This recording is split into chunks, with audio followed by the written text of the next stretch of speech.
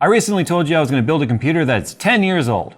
Well, it's just under 10 years old. To see how it handles today's modern stuff, well, here it is. Actually, this part's the only old part.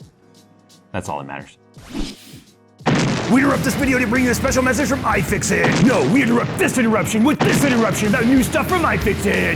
Wish you had a new graphics card, but inventory sucks? Fix the inventory problems with iFixit. Whoa, don't drop it.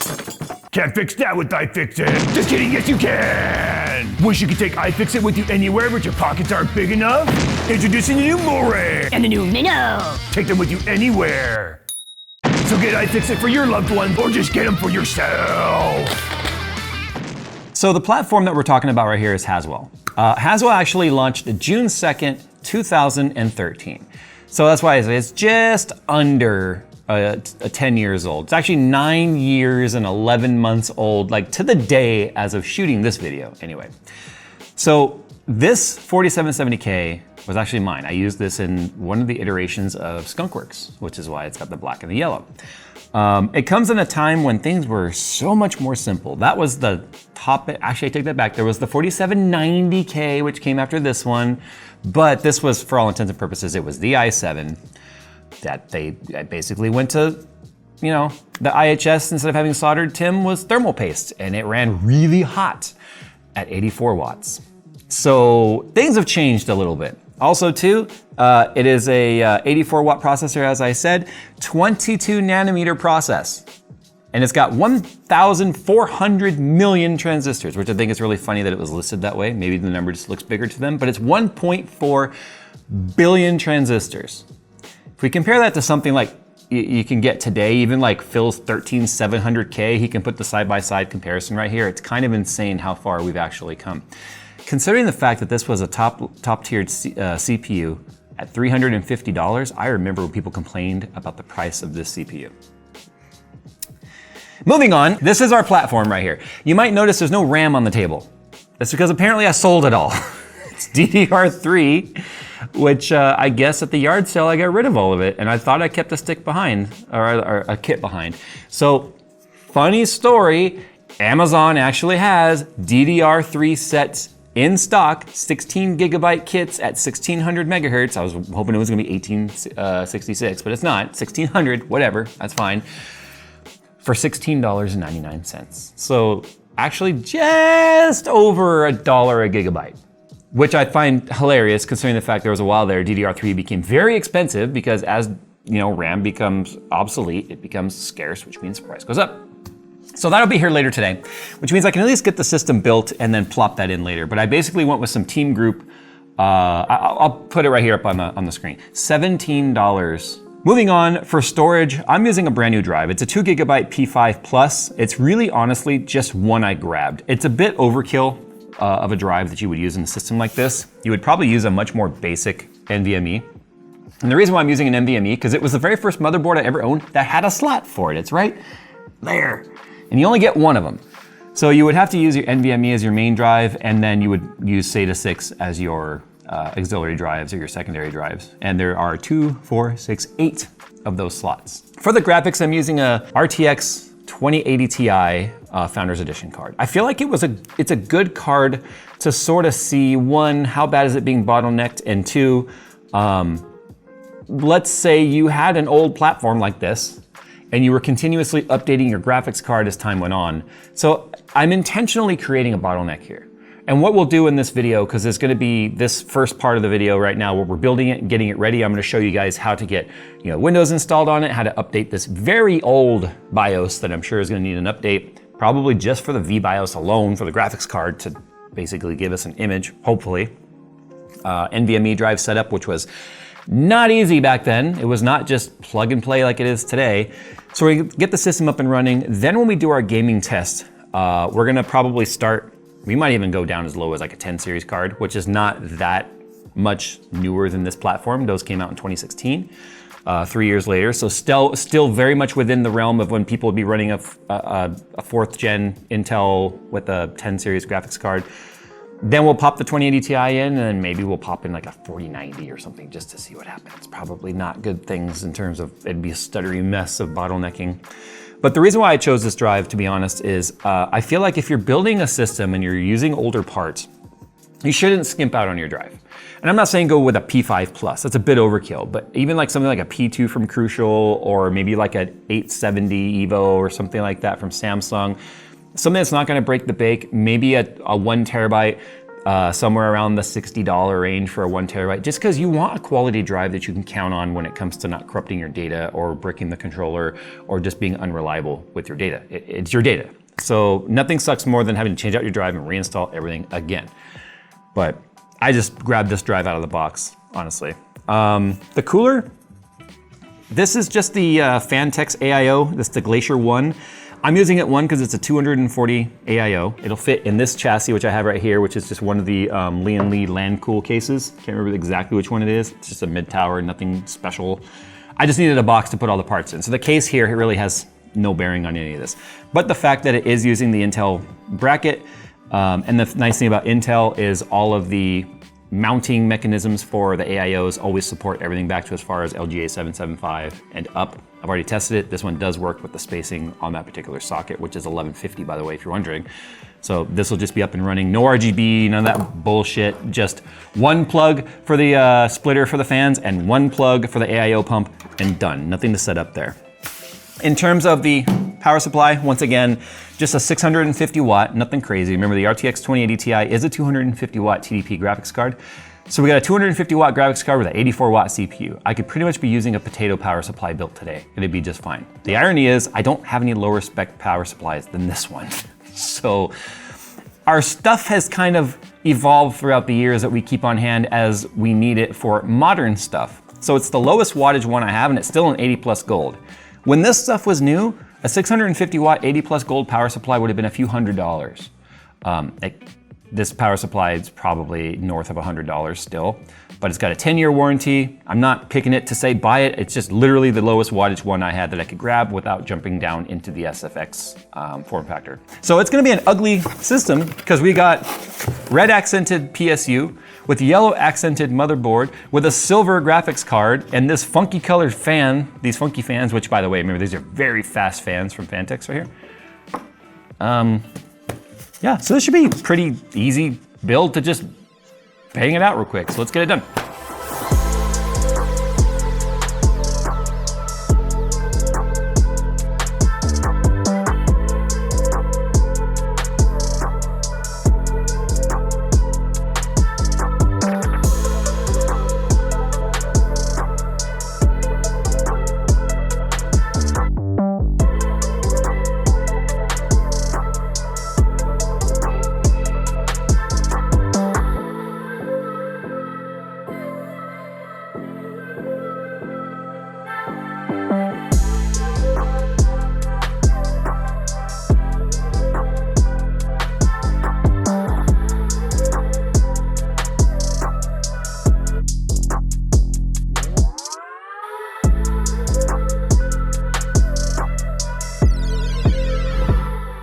All right, so here it is. It's built and assembled. It's got my super custom gaff tape hold down for my M.2 because I lost the screw that goes with it, and all the screws we have are too big. Apparently they were a lot smaller back then.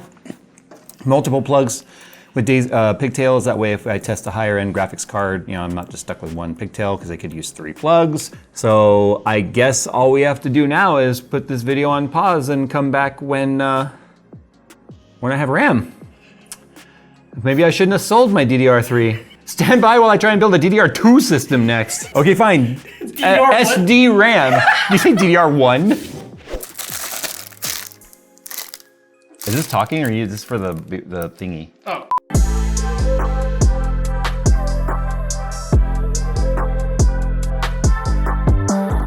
My DDR3 finally came in. It's Team Group 1600 megahertz, CL11. 16 gigabytes, 2 8 gigabyte sticks. Nothing special, no heat spreaders or any of that stuff, no RGB because it predates RGB stuff being a thing. $16.99 on Amazon. I'll put a link down below if anyone's looking for some DDR3. It's probably less than I sold mine that I was looking for. And it's also been a couple days since the first part of this video. But anyway, moving on, you might have noticed Heaven running both in the first part of this video and the second part. That has been running now for 48 hours. And that is the same 37 that came out of Satan's PC, or 3070 that came out of Satan's PC. So as you can see, in certain types of use cases, it doesn't crash. So I don't know why I'm leaving it running for days on end. I just started it one day and I'm like, I don't know, just let it go. Now we need to see if the 10-year-old system will boot. I call it 10-year-old system, even though the only thing 10 years old is the CPU and the motherboard. But that is the platform, so we're calling it 10 years old. All right, please. No freaking way. Oh yeah, we got BIOS right there. It's alive! I thought I was gonna have to update the BIOS on this. That looks like a modern MSI BIOS. Yeah, well, that's because MSI BIOS haven't really updated in terms of its appearance in so long. We have RGB on a system that otherwise never ever would have had it. Nick, I need our Windows install media so we can get Windows installed on here. It's our Windows 11 install media, which should work with this hardware. I can't see any reason why it wouldn't, but we're gonna find out. I don't know why I'm talking like this. Your PC can't run Windows 11. Dang, I thought that was gonna be the case. Nick, we need the Windows 10 install media. Custom, yay! So I didn't do anything. This video was supposed to be about, here's what you have to do to get an old system to run on new stuff. Apparently it's build it. Yeah, what we have to do right now is we have to install the updates, which will take a minute on this system. We need to install the graphics driver, and then I'll probably go into the MSI website and I'll download any, like, not BIOS, but like any chipset drivers and stuff for this. What I need to do, honestly, is I need to take this system, but I need to source a 780 Ti, because that was the top of the line GPU at the time the CPU was new. Get that in here. And then I need to take a 13100K with like, not even, because we don't have any low-end 40 series yet, right? So a 1650 Ti or whatever. The lowest end parts you could kind of get today, and then put them against each other. Now, if you're watching this going, but Jay, my internet and stuff right now isn't working. I have a LAN plugged in, because this is not a Wi-Fi board. Wi-Fi boards were rarer back then. They're kind of like a standard now, but back then it was like a Wi-Fi designation that cost a bit more. Then what you're gonna have to do is use a laptop or another PC or something, go to the driver page for MSI, and then you'll download that LAN. So it would look something like this. So I would go to their website for the mPower. Good job, MSI. What? I was just there. Anyway, you go to support, then drivers, it's fine. Go to support, and then you'll find your network driver there. Download it onto a USB stick from another computer, then plug it in there, install it, then all your Wi-Fi, or not your Wi-Fi, but your wired internet stuff will work. Be Quiet is proud to announce their all-new white Lightwings high-performance ARGB fans, available in 120 and 140 millimeter sizes. All fans are PWM and available in either a 7-blade or a 9-blade high-performance model. Lightwings fans feature ARGB lighting on both the front and the back, allowing for a customized appearance no matter which way the fan is facing.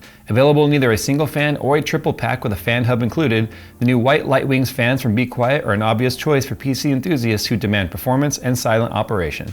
To see the full list of specs and availability, follow the link in the description below. All right, so we've got our 2080 Ti installed, all my software is installed, I've installed Cinebench, some of the game titles we're gonna test right now. Let's start with the CPU. All right, so my CPU clock is right here. It should max out at 3.9 gigahertz. It won't go past that. Actually, with the OC Genie, it might, I don't know. And then our CPU temperature right now. Our max temp we've seen so far is 57, just doing stuff, but once I start Cinebench, and this test is going to take a minute. I wanna see what the max temps are gonna be. Considering today's coolers are built for such higher end, 59, 60. It's amazing how far cooler tech has come in 10 years, because the 4770K, I remember clear as day, was just everyone complaining about how hot it was. It was the 9900K of the era. Yeah, absolutely. It's 61 degrees. It hit 62 for a minute, or for a second, but 61. And it dropped down to 3.7 all core, which it's kind of interesting considering this temperature. You would think that that would stay boosted at 3.9. Okay, so we got a 4,435. What'd you say the Steam Deck was? 4436. Okay. So, 1 point different from a Steam Deck. So essentially, if you sub a 4770K, you have a Steam Deck. So that shows you just how far AMD's like efficiency is. 15 watts versus 84. All right, I'm gonna restart the system though, because I wanna see now with the OC Genie going, if that's gonna help us in any way. So with the OC Genie on, now it's 4 gigahertz all cores. So we just picked up 300 megahertz. We also picked up 12 degrees Celsius. That does show how far the CPU coolers have come in 10 years though, just because of the fact that this would have been guaranteed up into the high 80s, low 90s before. And that was the biggest complaint. I think 95C might have been the max back then. So it's still doing its looping test. It's hit 77, but that one was now a 4813. Wow, so it gained almost 400 points. It's actually not terrible. Let's see what other CPUs also land around a 4813 score, shall we? So other scores that are right around stock, the Core i5-8300H, again, laptop CPU, a 7330U, which is an AMD Ryzen 3 laptop CPU. The 4770K overclock did beat a 7600K, that was 4209. The Ryzen 5 3400G, which I have out there, is a 4836. So essentially it's a 3400G. 13100F is an 8871. So nearly double. Okay, so no surprise to anyone that the CPU performs about as bad as you would expect.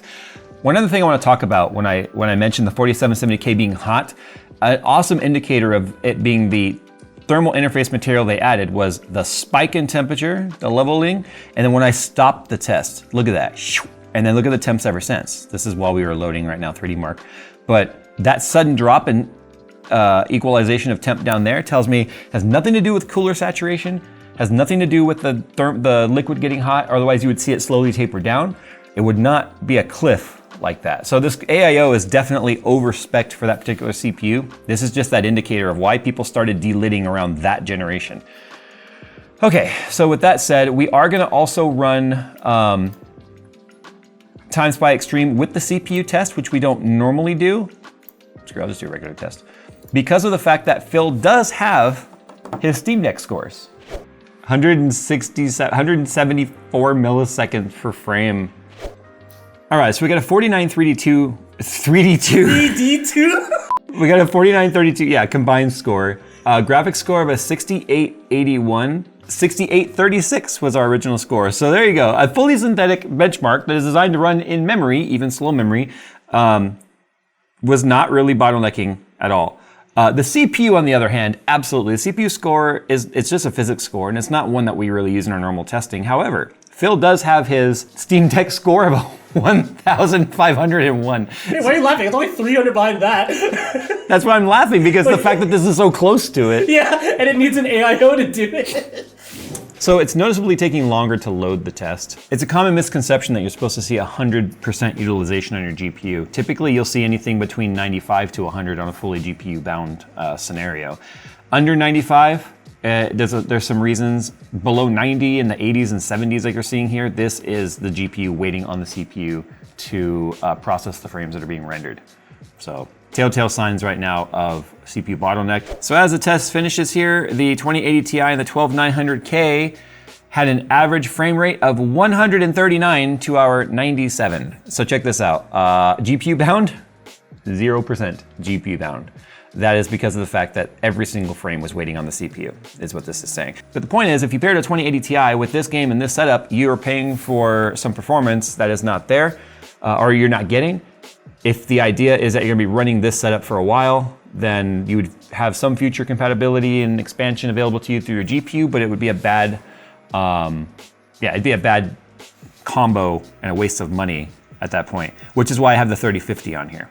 All right, the other title we're gonna do before we jump with the 3050 is Cyberpunk. And the reason for that is Cyberpunk is a very CPU intensive title. Well, it's trying to... You know, now that I think about it, we didn't check the minimum CPU. What are the minimum CPU requirements for Cyberpunk? Let me see. We might be under it. A Core i5 3570K or an AMD FX 8310. But look, once it started loading, we were fine. It's just that initial loading screen was bad. Now you might be asking yourself, Jay, why are you doing 1080p? Because if you went higher resolution, then it would be less CPU. You're right. We're just trying to see right now kind of what happens in the 1080p scenario, because I also think if people are looking at 10-year-old platform, they may not have a 1440p panel. 1080p is, you can have them now for like $100 or cheaper. So the average FPS here was 81.87, so 82 average. That's actually better than I was thinking because, well, that same card did get 108. And yes, this is somewhat fairly unscientific in that we're not doing a bunch of controls and running it 50 times, etc. We're just showing you like the raw, dirty, this system is built, this GPU's thrown in, this is what we're getting. That. No, high 60s, low 50s, or high 50s, low 60s. Remember, this is ultra settings. Although we would kind of expect in 1080p at least 60 F. Oh, we have 42. There's a 42, 48. It stutters. You can see it. Nailed it. Nailed it. We're good. Oh, I got a warrant. Reload. It's actually not that bad. Oh, I know. I'm being such a jerk right now. But that's what you're supposed to do in Cyberpunk. But based on the price that you can get a 3080 Ti for now, 2080 or 2080 Ti, it might be worth it just to get it now and then have it. CPU later. Yeah, see, I'm having these battles and it's not terrible. Oh my goodness. All right, so let's go ahead and throw the 3050 in there though, because I'm curious now if we'll get somewhat similar performance with the 3050. All right, so as expected, not really any sort of a bottleneck. A 2840 on the 12900 versus a 2823 on the 4770K. So margin of error there. That's what you want to see. Yeah, it was at like 60, 55, 60, somewhere around. The Phil can put up a split screen, but it was in the low, it was low like 50s or 60s somewhere. It was low, very bottlenecked. 83. Okay, that's a little bit more like it. There's a little bit left because look, bound, 61%. So it's trading off, obviously. That's why it's not matching the 88, but we lost 5 FPS for full performance versus this. A lot more reasonable than losing 97 versus 139 on the 2080 Ti. Let's see, 50 versus 58. Okay, so again, very similar in performance loss. So the 4770K is bottlenecking a 3050 a little bit. It's just a smaller bottleneck, if you will. It's a little taper, is what it is. But let's go ahead and go into the game once again in the same exact spot, and we'll see, and then we'll end this. I think by now, our point that I was trying to prove is that, actually I wasn't trying to prove a point other than I was curious about this combo. I pass by it every single day. We have this like display case in our coffee table in our front area that has like old stuff that's cool in it. And this has been sitting in there ever since because this was one of my Skunkworks type iterations. Actually, it wasn't in Skunkworks. It was in a different system. I digress. But I walked past it every day and the CPU was mounted in it. And I always went, I wonder if that would still be useful today. And part of me when I started this video was, I wonder if it still works. So anyway, if I wanted to actually increase the performance of the system a little bit, I think going with 1866 RAM would help. But the 1600 was all I could find. Again, for $17, who might have complained about that? All right, let's see what we got here. It's definitely more noticeable. And this is honestly just the 3050's ability to play Cyberpunk. Yeah, util looks good. Yeah, the util is up. It's still a little bit bottlenecked. You see it's at 90, but it's playable. It's just, we're looking at 40 FPS. Out of the way! All right, DLSS, balanced. Hey, look at this. 58. Okay. GPUs. Oh yeah, you can see the GPU. The util did drop. And the FPS is helping a little bit, but it's definitely fluctuating. Yeah, what you would notice though is the price difference between the 2080 yes, Ti and the absolutely. 3050. Because what you save, you could buy a better CPU. So, all right, there we go. If you guys want me to do what I said though, is where I take this system with a period correct graphics card, either a 7080 Ti or maybe a 980. I do have a 980 classified on hand. So I'd be able to throw that in here. That'd be technically a one generation newer platform of GPU, which is not unreasonable. People will keep their CPUs for multiple gens of graphics cards. And then build a bottom spec most recent generation system just to see how well it performs. You guys want to see that? Sound off down below. Maybe give this video a like. Like I said, this was a little bit more of a non-scientific, more live playthrough to see what it's like. And you know what? It did a lot better than I expected it to be honest. I expected this to be a chug fest and just in the teens when it comes to FPS, and that wasn't the case. All right, guys, thanks for watching. As always, we'll see you in the next one.